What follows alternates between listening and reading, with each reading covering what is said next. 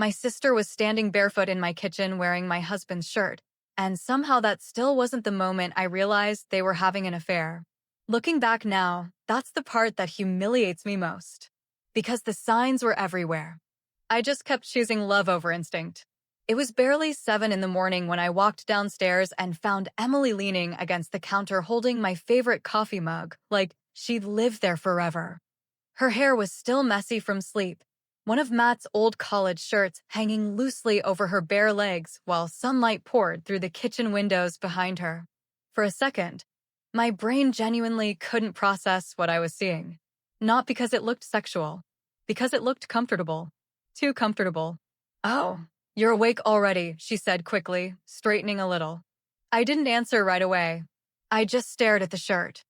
I bought that shirt for Matt during our 10th anniversary trip to Chicago. He used to joke that he would probably be buried in it someday because it was the softest thing he owned. And now my sister was wearing it in my kitchen at 7 in the morning. I glanced toward the staircase. Matt hadn't come downstairs yet. Something about that made my stomach tighten immediately. Emily moved into our house 4 months earlier after her divorce completely destroyed her life. Her husband left her for a younger woman, drained their joint savings account, and disappeared to Miami before the divorce papers even finalized. When she showed up at our front door crying, I didn't hesitate. She was my younger sister. Of course, I let her stay. At first, I honestly thought the situation brought our family closer together. Matt acted incredibly supportive from the beginning. He brought her coffee when she couldn't get out of bed, ordered her favorite food after bad days, sat with her for hours while she cried about the divorce. Back then, I thought I was lucky to have such a compassionate husband. Now I understand that emotional affairs don't usually start in bedrooms. They start in moments where someone feels seen. The warning signs arrived slowly enough for me to explain away every single one. I'd walk into the room and conversations would suddenly stop. Emily started laughing at jokes that weren't even funny. Matt became strangely protective whenever I complained that she'd been staying too long. "She's trying to rebuild her life, Sarah," he told me once. "Maybe give her a little grace." Grace. Meanwhile, I was paying for everything. Her groceries, her therapy, her car insurance after she lost her job. But somehow I became the selfish one anytime I mentioned boundaries. The first moment that truly unsettled me happened about 3 weeks before the kitchen incident. I woke up around 1 in the morning and realized Matt wasn't in bed beside me. I assumed he'd fallen asleep downstairs watching television again, so I went looking for him. Instead, I found him sitting outside on the back patio with Emily. The lights were off. They were talking quietly while sharing a bottle of wine underneath the patio heater. Neither of them noticed me immediately, and I still remember the expression on Matt's face while he listened to her. Focused, soft, completely emotionally present. I hadn't seen him look at me that way in years. The second Emily noticed me standing there, she moved away from him too quickly. Matt immediately laughed. "Jesus, Sarah, you scared us." I laughed too because I desperately wanted the moment to feel normal again. That's the embarrassing truth nobody talks about.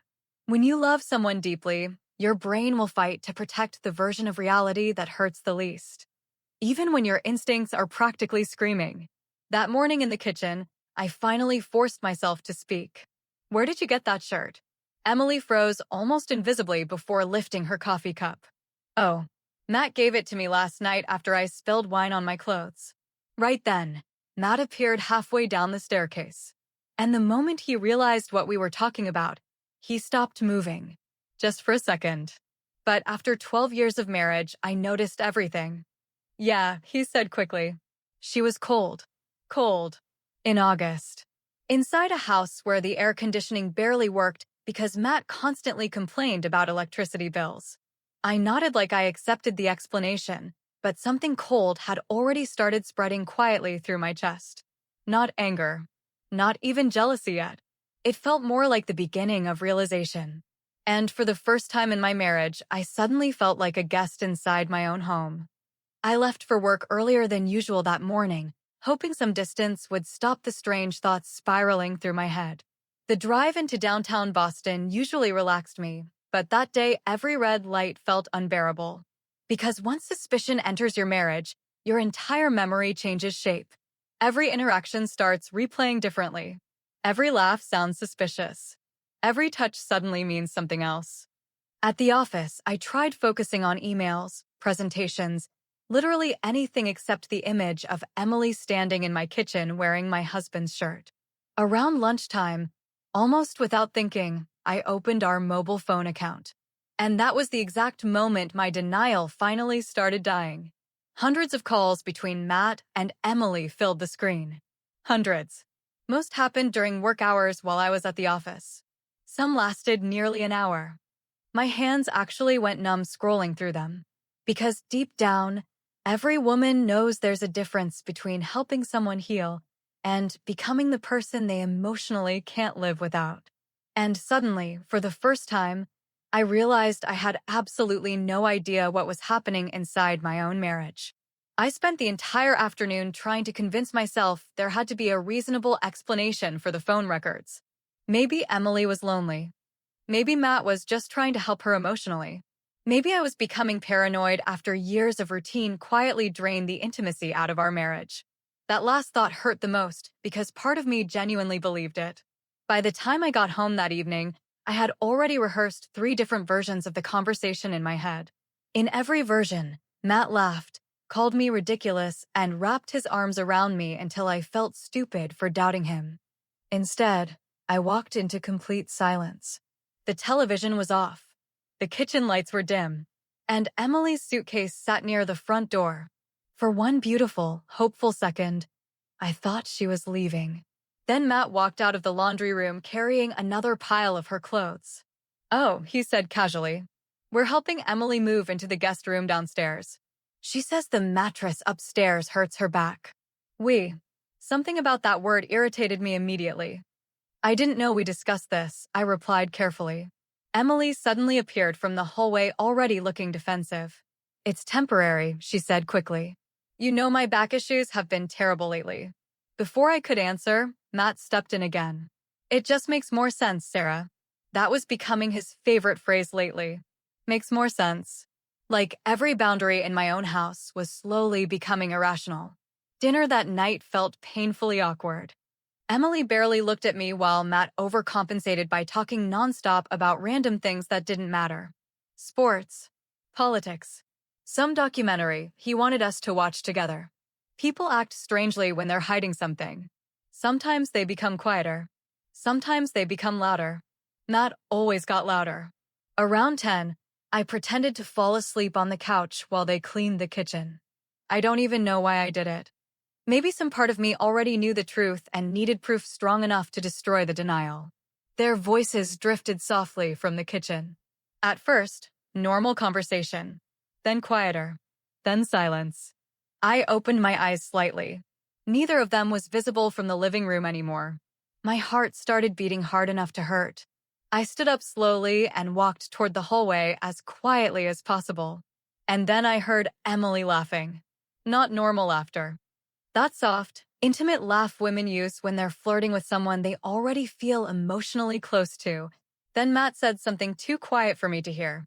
Another laugh. Closer this time. My chest tightened violently. I stepped forward before I could stop myself. The second I entered the kitchen, both of them moved apart so fast it almost looked rehearsed. Emily grabbed a dish towel. Matt immediately opened the refrigerator. The performance would have been funny if it didn't make me feel physically sick. "What's going on?" I asked. Neither answered immediately. And that silence told me more than words ever could. "Nothing," Matt finally said, refusing to look directly at me. "Why are you acting weird lately?" Weird. That word almost made me laugh. Because somehow I was already becoming the problem inside a situation I didn't create. I saw the phone records today. The entire room changed. Not dramatically. Not loudly. But I watched both of their faces tighten at exactly the same moment. "What phone records?" Emily asked too quickly. "The hundreds of calls between you two." Matt exhaled hard through his nose before leaning against the counter. "She needed someone to talk to, Sarah. You know how depressed she's been." "That many calls?" "She was struggling," he snapped. "God, not everything is some conspiracy." Emily stared at the floor the entire time.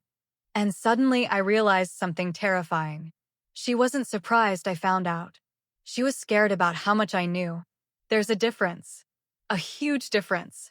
That night became the first real fight Matt and I had in years. Not because I accused him of cheating.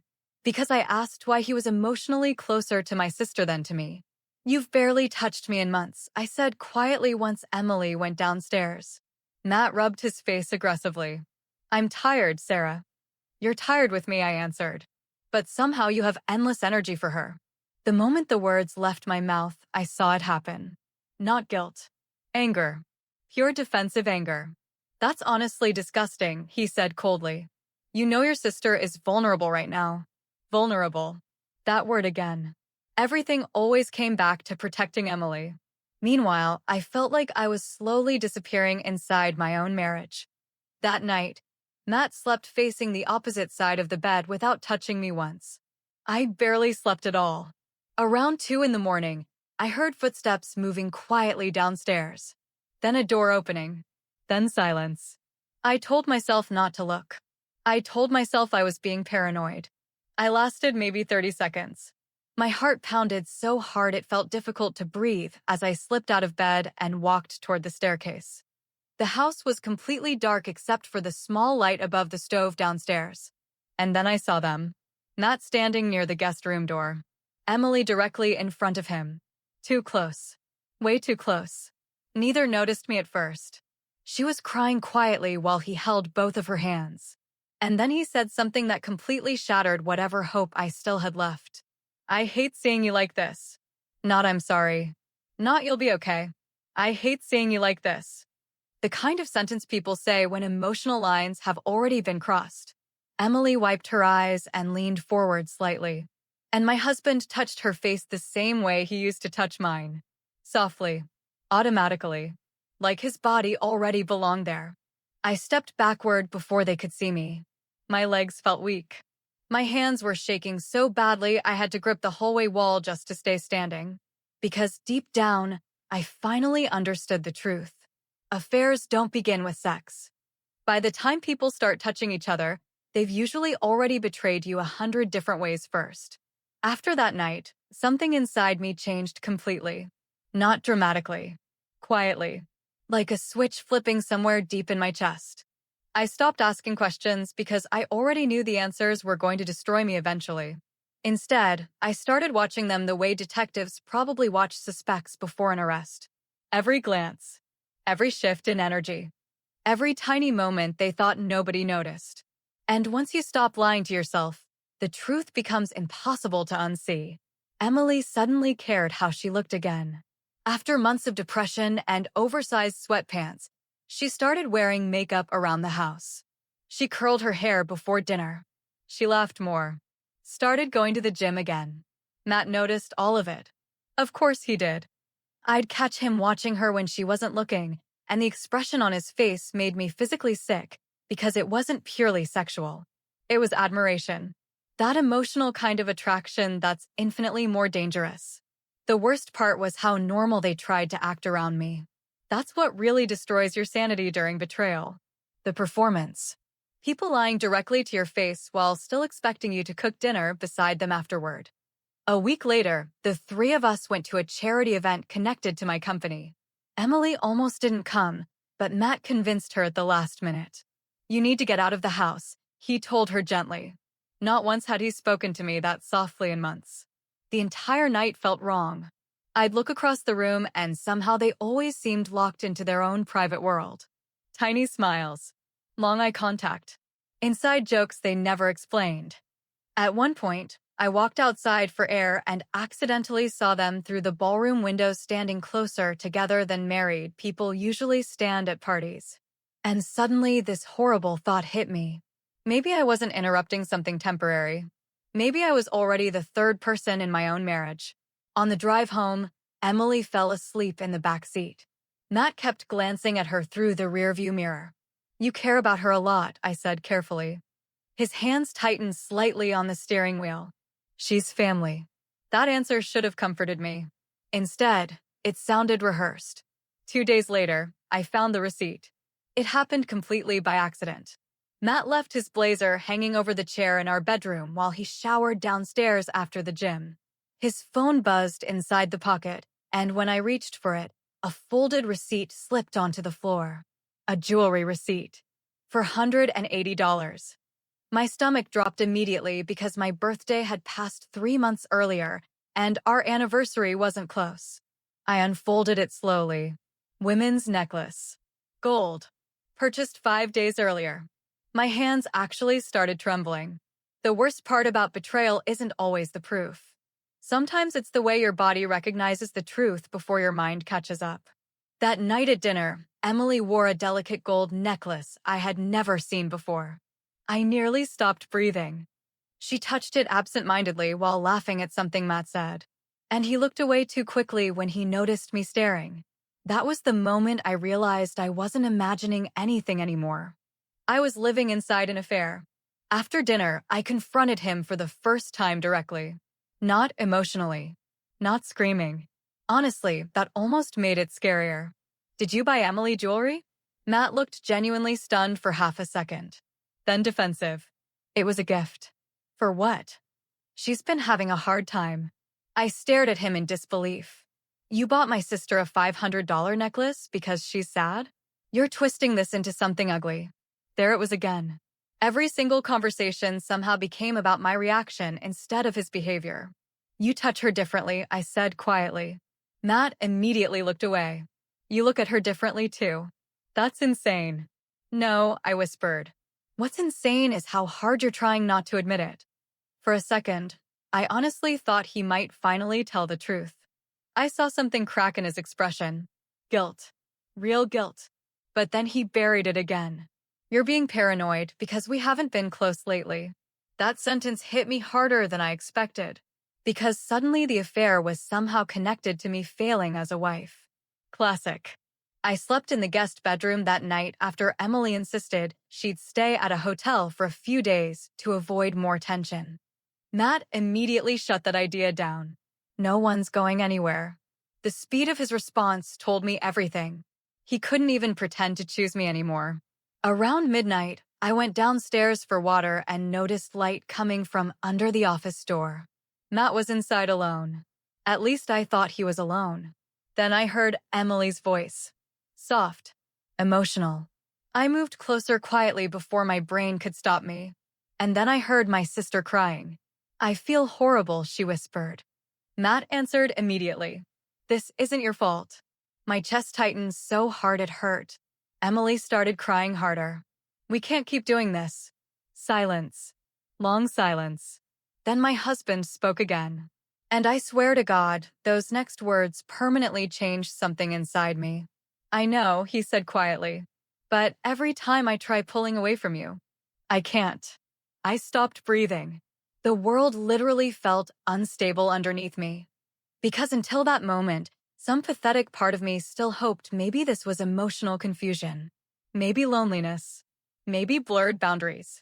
But that sentence destroyed every lie I'd been desperately holding together. They weren't confused. They were in love.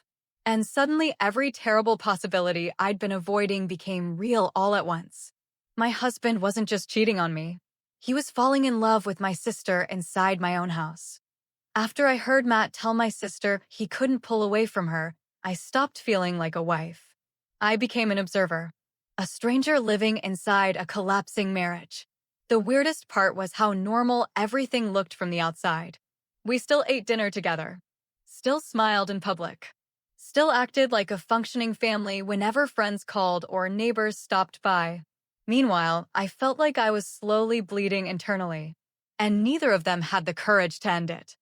That was the part that truly started turning my sadness into anger. Not the affair itself. The cowardice.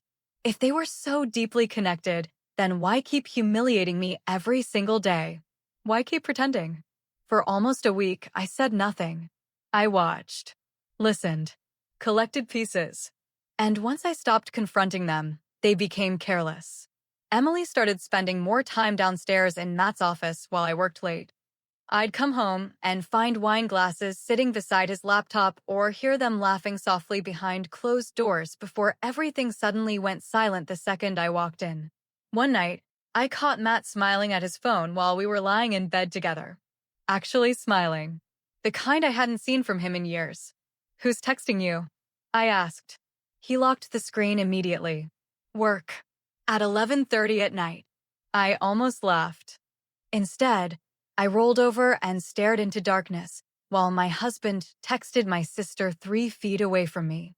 That kind of betrayal changes you permanently.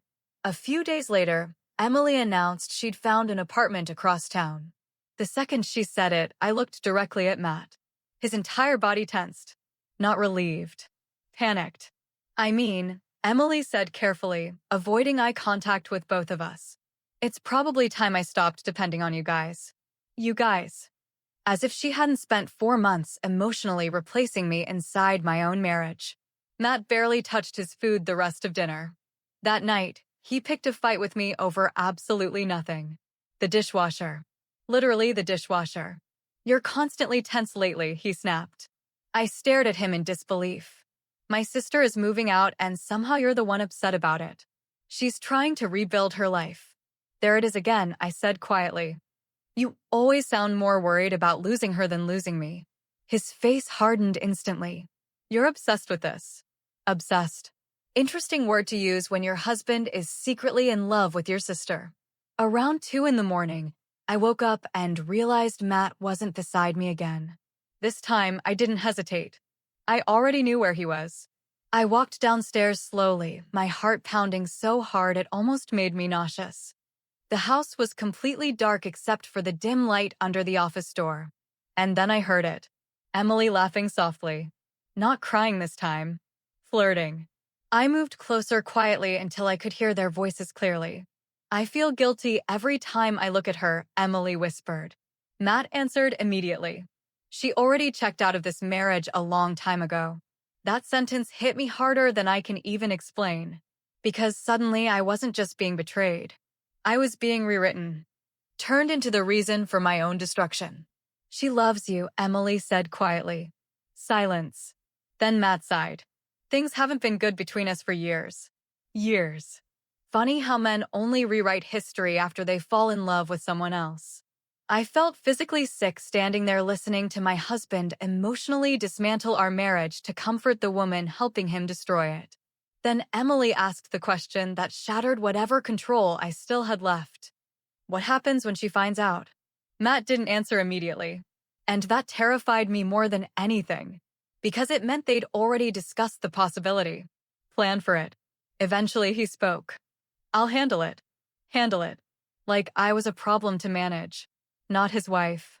Not the woman who built a life beside him for 12 years. I should have walked away then. I should have gone upstairs, packed a bag, and disappeared before they could damage me any further. Instead, I made the worst decision possible. I kept listening. Because pain does something strange to people. Sometimes you'd rather destroy yourself with the truth than survive inside uncertainty. Then I heard movement. Footsteps. Closer. And before my brain could process what was happening, Matt said quietly, "We can't keep sneaking around like this." Emily laughed nervously. "I know." Then silence. A different kind of silence. Heavy. Breathing. Movement. And suddenly I realized exactly what was happening on the other side of that door. My husband was kissing my sister. Inside our house. While I stood outside listening to it happen. I don't even remember pushing the door open. 1 second, I was frozen. The next, the office door slammed against the wall hard enough to shake the room. And there they were. Emily sitting on the edge of the desk. Matt standing between her legs. His hands still on her body. For a second, nobody moved. Nobody breathed. The entire world just stopped. Emily looked horrified. Matt looked caught. And I honestly felt nothing at first. No screaming. No crying. Just this cold, terrifying clarity. Because once you finally see the truth with your own eyes, the confusion disappears instantly. "Oh my God," Emily whispered, jumping backward. Matt immediately started talking. "Sarah." "No," I said calmly. My voice sounded so strange I barely recognized it myself. Don't insult me by lying now. The room went completely silent. And then my little sister started crying. Not because she was sorry, because she got caught. The silence after I caught them lasted maybe 5 seconds. But honestly, it felt like an entire lifetime collapsing in slow motion right in front of me. Emily kept crying beside the desk while Matt stared at me like he was trying to calculate which version of the truth would cause the least damage. That alone told me everything. Men who are truly sorry react immediately. Men who are caught start strategizing. Sarah, he said carefully, taking one step toward me, this isn't what you think. I actually laughed. Not because it was funny. Because hearing that sentence after literally catching my husband between my sister's legs felt almost insulting. Really? I asked quietly. Then explain it to me. Neither of them answered. Emily covered her face with both hands while Matt kept trying to maintain control of the situation, but I could already see panic starting to crack through his expression. And suddenly, after weeks of suspicion and humiliation, I felt strangely calm. Because uncertainty was finally gone. The worst part was over. I knew the truth now. What exactly were you planning here? I asked. How long were you both going to keep lying to my face? Emily started crying harder. I never meant for this to happen. There it was. The universal anthem of selfish people everywhere. I never meant for this to happen. As if affairs appear magically out of nowhere instead of being built through hundreds of deliberate choices. Matt rubbed his face aggressively before speaking again. We didn't plan this. No, I said coldly. You just accidentally fell in love while hiding in dark rooms together every night. Emily whispered my name through tears, but I couldn't even look at her anymore. Because the woman standing in front of me no longer felt like my sister. She felt like a stranger wearing my sister's face. The real shock came a few minutes later. Not the affair. Not the betrayal. What came after? I was going to tell you, Matt said quietly. That sentence changed everything. Because suddenly I realized this wasn't some temporary mistake they were trying to end. This was heading somewhere. You were going to tell me what? I asked slowly. Matt looked at Emily before answering. And I swear I will never forget that look for the rest of my life. It wasn't guilt. It was attachment. The kind people have when they're already emotionally committed to each other. Then he finally said it. I think I'm in love with her. The room physically tilted underneath me. Even though I already knew. Even after hearing them confess feelings downstairs.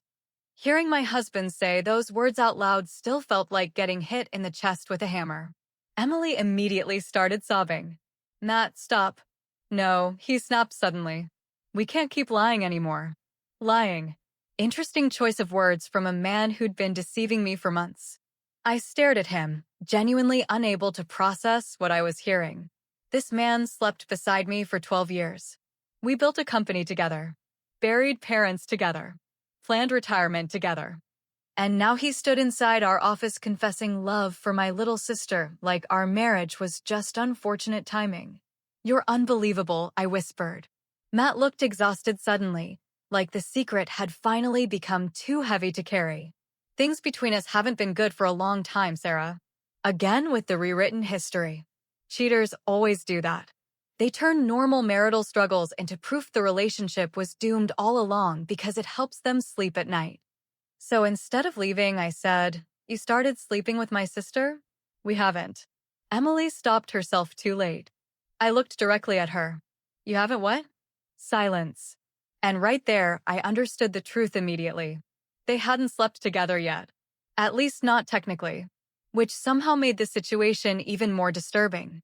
Because this entire disaster had been built almost completely on emotional intimacy. Private conversations. Attachment. Longing. Dependency. The kind of betrayal that starts long before clothes come off. Matt stepped closer carefully. I never wanted to hurt you. That sentence finally broke something inside me.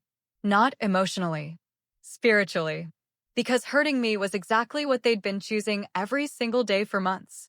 You destroyed my marriage, I said, looking directly at Emily now. And you did it while sleeping in my house. Emily collapsed into tears again. I hate myself for this. No, I answered quietly. You hate this moment. That's different. The room went silent. And then came the part one still replay in my head constantly. The moment that hurt worse than the affair itself. Matt walked toward Emily first. Not me. Her. She was crying uncontrollably beside the desk, and my husband instinctively moved to comfort her while I stood there watching my entire life disintegrate in real time. His hands touched her shoulders gently, protectively, automatically, like that role already belonged to him now. And in that exact second, I understood something terrifying. I had already lost him long before I opened that office door. You should leave, I said quietly. Neither moved. I said, get out of my house. Matt looked stunned. Sarah, it's 2 in the morning. I almost smiled at the absurdity. Oh, now he cared about logistics. I don't care if it's Christmas morning, I replied. Get out. Emily finally grabbed her bag first. She couldn't even look at me while walking past. But Matt hesitated. And for one pathetic second, part of me still hoped he would choose me. His wife. His real life. Our marriage. Instead, he looked toward Emily standing near the front door crying, then back at me. And that hesitation alone told me everything. Because a man truly in love with his wife would never need time to decide. A few seconds later, my husband picked up his car keys and followed my sister out the front door. The sound of the front door closing behind them echoed through the house like a gunshot. Then everything went silent. No crying, no screaming, no dramatic breakdown like people imagine happens after betrayal. I just stood there alone in the middle of the office staring at the half-empty wine glasses on the desk while my entire nervous system slowly went numb. 12 years. Gone in one night. The strangest part was that I still expected Matt to come back. Even after everything. Even after watching him leave with my sister. Some pathetic part of me genuinely believed he would drive around the block, realize he'd lost his mind, and come home begging for forgiveness. He didn't. Around 4 in the morning, I finally went upstairs and saw his side of the closet half empty. That destroyed me more than the affair itself. Because it meant this wasn't impulsive. He had prepared. By sunrise, I looked like I hadn't slept in days. My phone started vibrating around 8. Emily. I declined the call immediately. Then another one came. Matt. Declined. Then texts started flooding in. Emily. I'm so sorry. Matt. We need to talk like adults. Like adults. Right. Because apparently secretly falling in love with your wife's sister inside her own home was the mature approach. I turned my phone off completely and sat alone in the kitchen for almost an hour staring at the coffee mug Emily used every morning. Her lipstick mark was still on it. That tiny detail nearly broke me. By noon, the situation exploded beyond our house. My aunt called first, then my cousin, then one of Matt's friends. That's when I realized somebody had already started talking. And honestly, I still don't know whether it was Matt or Emily. Maybe both. Affairs survive in secrecy, but once they're exposed, people suddenly rush to control the narrative before the truth controls them. My mother arrived unannounced around 1 in the afternoon. The second I opened the door, she looked terrified. What happened? I couldn't even say the words at first. How do you explain something that disgusting out loud? How do you tell your own mother that one daughter slept with the other daughter's husband? Eventually, I whispered it anyway. Mom's face physically changed, like her brain rejected the information. No, she said immediately. Emily would never do that. That hurt almost as much as the betrayal itself. Because even then, some part of her still wanted to protect Emily first. I laughed bitterly. Well, apparently she would. My mother sat in silence for a long time after that. Then came the question I dreaded most. How long? I don't know. But deep down, I already suspected the answer was longer than either of them would ever admit. Later that evening, Matt finally came back to the house alone. I almost didn't open the door, but some part of me needed to hear whatever ridiculous explanation he planned to give. The second he stepped inside, the atmosphere changed immediately. The house no longer felt like ours. He looked exhausted. Wrinkled clothes. Bloodshot eyes. The same expression people wear after detonating their entire life. For a few seconds, neither of us spoke. Then he quietly said, "She's staying at a hotel." Interesting. Not home. Not with friends. A hotel. Like they were already hiding together somewhere between guilt and fantasy. What do you want? I asked coldly. Matt exhaled slowly. I never meant for this to happen. I turned away immediately. I'm serious, Sarah. You keep saying that, I replied. And somehow you still kept choosing it every single day. That shut him up. For the first time since this started, he actually looked ashamed. Real shame. Not defensive anger. Not excuses. Just shame. But honestly, by then it was too late. You humiliated me, I said quietly. Do you understand that part? Matt looked down at the floor. I know. No, you don't. My voice cracked for the first time.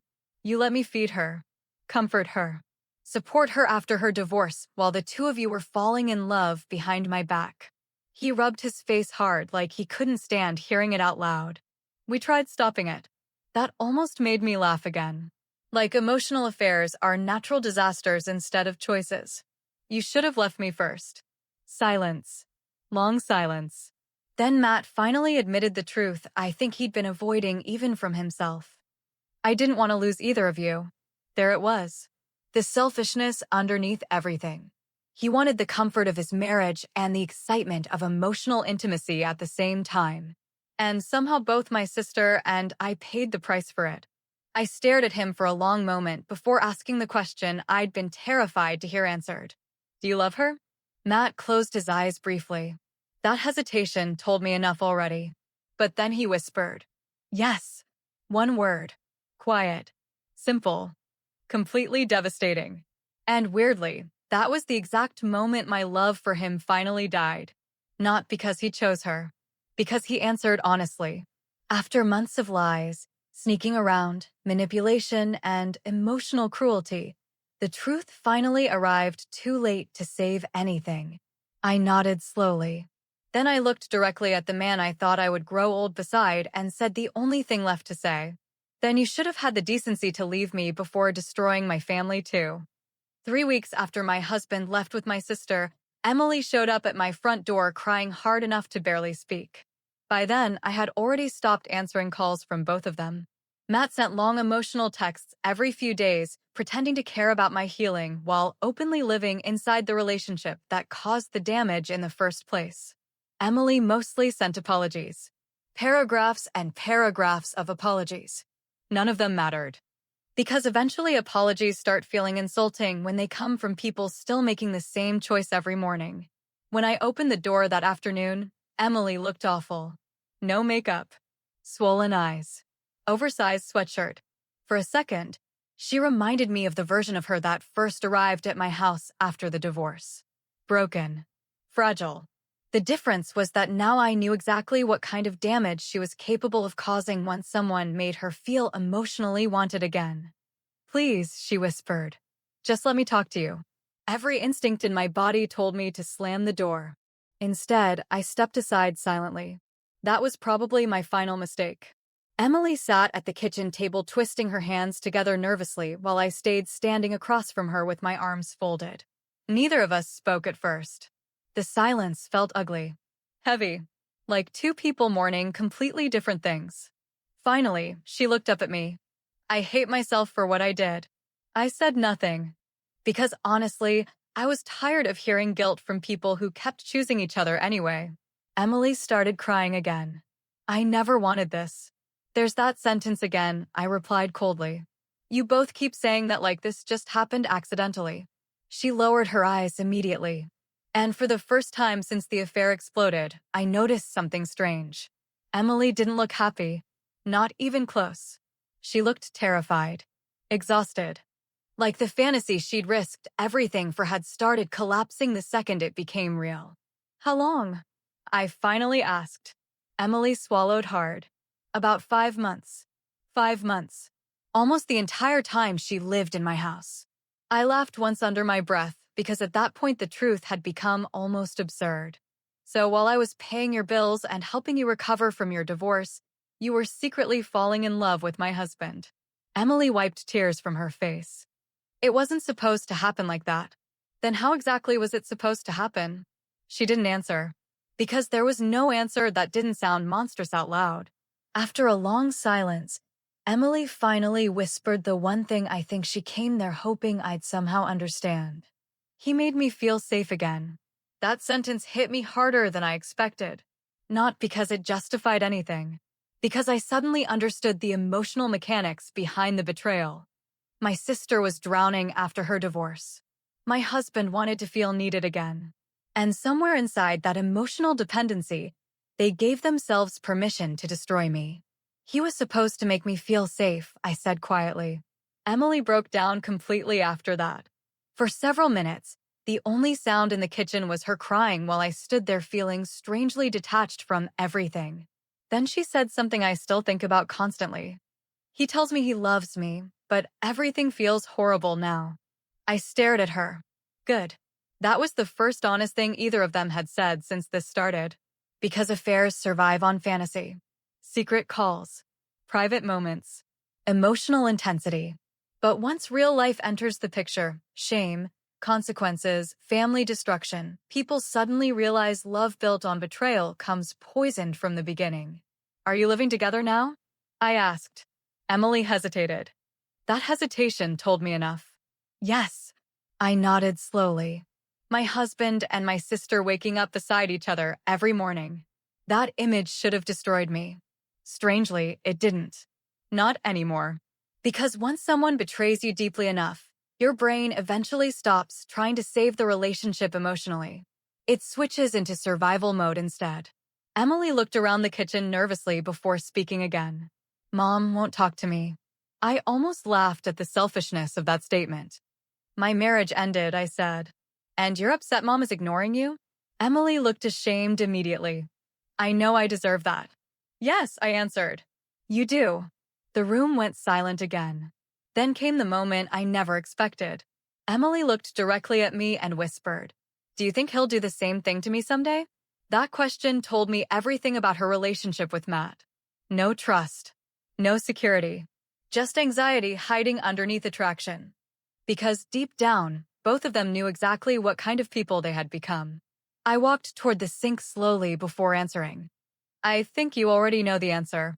Emily started crying again, but softer this time. Not dramatic. Not manipulative. Just defeated. And suddenly I realized something important. She didn't come to fix things. She came because the fantasy was dying, and she wanted relief from the guilt before it crushed her completely. But some damage doesn't get cleaned up with apologies. Some betrayals stay inside people forever. After a while, Emily quietly stood from the table and wiped her face. I really am sorry. I believed her. That was the tragic part. I honestly think both of them were sorry. But being sorry after destroying someone's life doesn't magically rebuild it. At the front door, she hesitated before leaving. Then she asked one final question without turning around. Do you think you'll ever forgive me? I looked at my little sister standing in the doorway of the house where she helped destroy my marriage. And for the first time since all of this began, I answered with complete honesty. I think someday I'll stop hating you, I said quietly. But forgiveness and trust are not the same thing. 6 months after my husband left with my sister, he knocked on my front door carrying flowers like that gesture still meant something. By then, winter had settled over Boston completely. The trees outside were bare, the house felt quieter than I ever remembered, and for the first time in years, I had finally started sleeping through the night again. Healing doesn't happen dramatically. Nobody talks about that part enough. You don't wake up one morning magically over betrayal. It happens slowly. One peaceful morning at a time. One less painful memory at a time. One full day without crying. Then eventually, one full week. When I opened the door and saw Matt standing there, my first emotion wasn't love.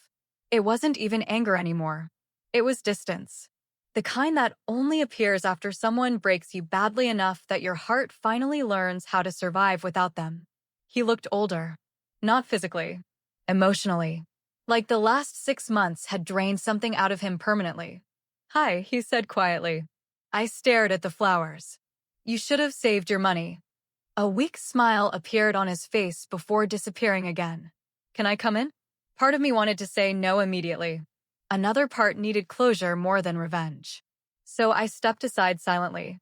Matt walked into the kitchen slowly, almost cautiously, like he no longer recognized the house he once lived in. Honestly, neither did I. Because after betrayal, even familiar places feel different forever. I made coffee mostly to avoid looking directly at him. "What do you want, Matt?" Long silence. Then finally, Emily moved out. I closed my eyes briefly. Of course she did. Somehow that news didn't shock me at all. Affairs survive inside fantasy. Real relationships have bills, resentment, shame, damaged families, and ordinary mornings where people finally see each other clearly. When? I asked. A month ago. I nodded slowly without reacting. Matt watched me carefully, probably expecting satisfaction or emotional vindication. I felt neither. Just exhaustion. "She said she could never stop thinking about what we did to you," he admitted quietly. "Things became toxic after a while." Toxic. Interesting word. As if the relationship somehow became poison later instead of being poisoned from the beginning. I handed him his coffee before sitting across from him at the table where my entire marriage had slowly collapsed months earlier. For a while, neither of us spoke. Then Matt finally said the thing I think he came there rehearsing the entire drive over. "I made the biggest mistake of my life." There it was. Not love. Not passion. Not destiny. Just consequences finally arriving after the excitement died. I studied his face carefully while he talked, and for the first time in months, I saw him clearly. Not as my husband. Not as my soulmate. Just a flawed man who destroyed his own life chasing emotional escape from unhappiness. He never knew how to communicate honestly. "I miss you," he whispered. That sentence would have destroyed me 6 months earlier. Now it mostly made me sad. Because somewhere along the way, I had stopped being his wife emotionally long before he realized he wanted me back. "You don't miss me," I said calmly. "You miss the life that felt stable." Matt looked down immediately because deep inside, he knew I was right. People rarely understand the value of loyalty until they lose someone who gave it freely. "I still love you," he said quietly. I almost believed he meant it. That was the tragic part. I think Matt genuinely did love me in his own damaged way. But love without loyalty eventually becomes meaningless. Outside, snow had started falling softly across the backyard, and suddenly I remembered that night I caught them together in the office. It felt like another lifetime now. Another version of me. One who still begged internally to be chosen. Matt leaned forward slightly. "I know I don't deserve another chance." No, he didn't. And for the first time since this entire nightmare began, saying that inside my own head no longer hurt. It brought peace. I spent months blaming myself, I admitted quietly. I kept wondering what was wrong with me. Why I wasn't enough to stop you from falling in love with her. Matt immediately shook his head. "Sarah." "No," I interrupted gently. "I know better now." The room fell silent again. Then I finally said the thing that took me 6 painful months to understand. "Your affair had nothing to do with my value." Matt looked like someone had punched him in the chest. Because deep down, I think he wanted me to still be broken. Not intentionally. But people feel less monstrous when the person they hurt never fully recovers. "I loved you honestly," I continued softly. "And you betrayed me dishonestly. That difference matters more than you realize." Matt's eyes filled with tears for the first time since I'd known him. Real tears. Real regret. 6 months too late. "I'm sorry," he whispered. And strangely, I believed him. The problem was that apologies stop mattering when someone finally learns how to live without you. After a while, Matt stood slowly from the table and looked around the kitchen one last time. "I really did love you," he said quietly at the door. I looked at the man I once thought I would grow old beside, and for the first time since my world collapsed, I finally felt completely free of him. "Maybe you did," I answered honestly. Then I opened the door wider as snow drifted softly through the cold evening air. "But not enough to protect me from yourself." And a few seconds later, my husband walked out of my house for the last time.